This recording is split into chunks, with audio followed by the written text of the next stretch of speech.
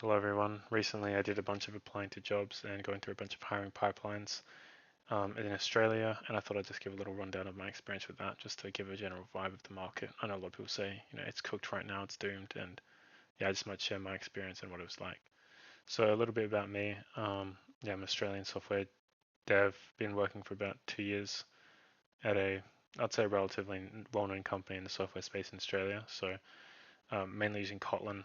So if you don't know, it's kind of like a Java spin-off.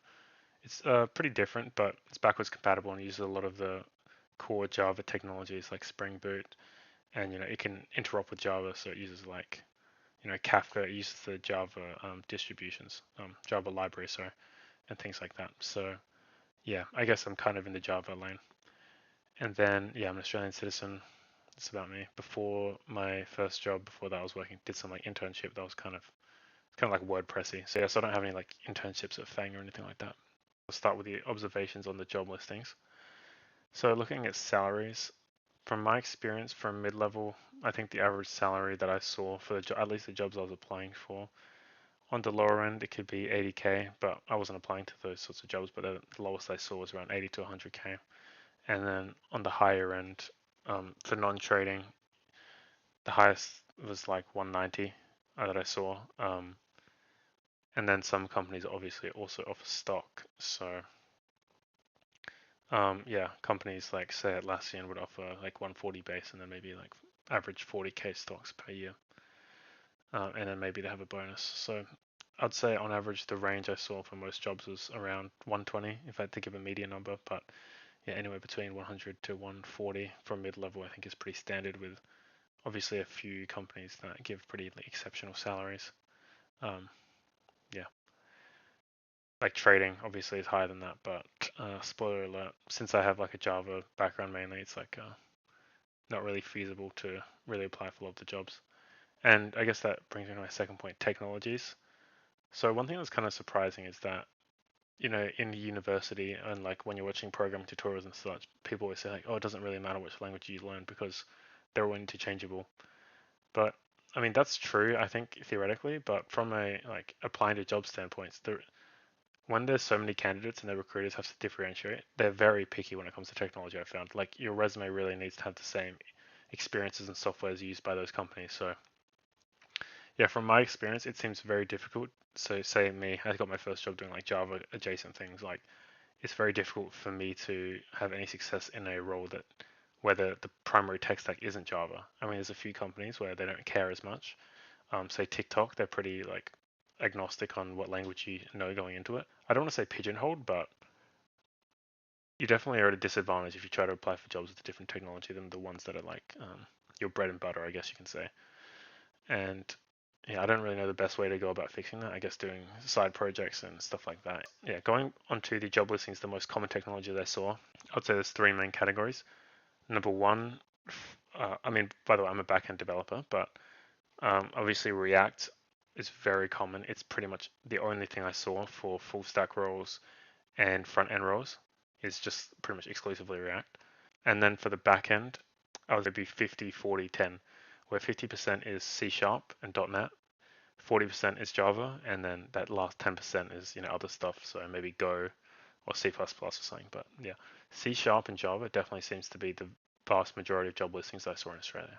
Jumping into the application experience itself, so once you found a few jobs you're interested in, surprisingly response-wise, actually I find the bigger the company, the more responsive they are. Like obviously you like would apply to some small jobs like, oh yeah, maybe I can do this as a backup if I don't get to the end of the larger ones and stuff like that. But yeah, surprisingly, the bigger companies, like say that the more household names in Australian software like Atlassian and stuff, for me had a much like faster and greater response rate than smaller companies. A lot of which just like ghost you completely, even if you like align very strongly with their tech stack or something like that. So yeah, I recommend. I don't even know what I recommend. I guess I'm just saying it's kind of surprising to me because you would think they're the most overwhelmed companies, but really they're the most responsive. In terms of the interviews themselves, I didn't get any OAs. Um, I mean, I did apply to a HFT as a grad because as I said, it was within 3 years of graduating uni, which I am. and that one gave me an OA, which was pretty chill. It was just some like C++ basic question, but yeah, I didn't get any OAs for any other job applications. In terms of the interviews, my experience is typically around 5 to 7 interviews per company, which is pretty ridiculous in my opinion. So I think the normal flow would be like meet with a recruiter. If they like you, they move you on to a technical, maybe 2 technicals, maybe 3 technicals, and then a system design, and then maybe a meeting with the hiring manager or maybe a meeting with the team. So that's kind of the general interview vibe. One thing I will say is that in terms of the actual interview questions themselves, it's become a lot less leak coding than even like, say 3 years ago when I got my job out of uni. Yeah, the questions are a lot less leak coding in my experience. Maybe that's just because I'm mid-level and not a grad, but a lot of the questions are like, implement this class, apply, you get this data, apply these filters to it, return the response. And yeah, if you actually have experience doing software development, they're not very difficult in my opinion. And then, I mean, there still are some leak coding questions, but even then, I feel like the difficulty is lower than it used to be. Like, I probably got asked. It's pretty rare. I got like asked a few leak code hards, maybe, but even then, like they're decent to prep for, and the majority of questions are like leak code mediums or even easies.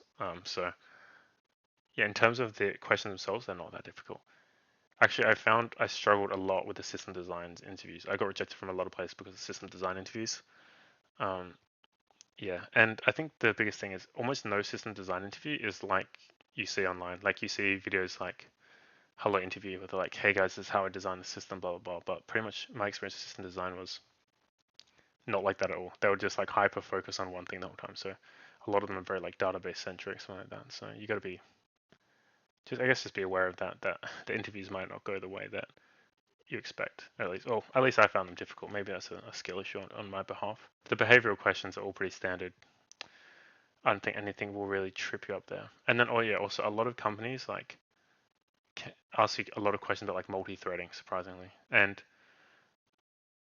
yeah, so I would recommend like being confident in doing like basic syntax around multi-threading, setting up a few threads, making sure they interact with each other, avoiding basic race conditions. Like I would recommend learning that sort of stuff because a lot of companies, from what I've seen, ask questions that are like very specific around that, which in my opinion is kind of dumb, but whatever. Next up, in terms of timelines, I think on average it probably takes 1 month, 1 to 2 months to complete an interview pipeline, maybe longer.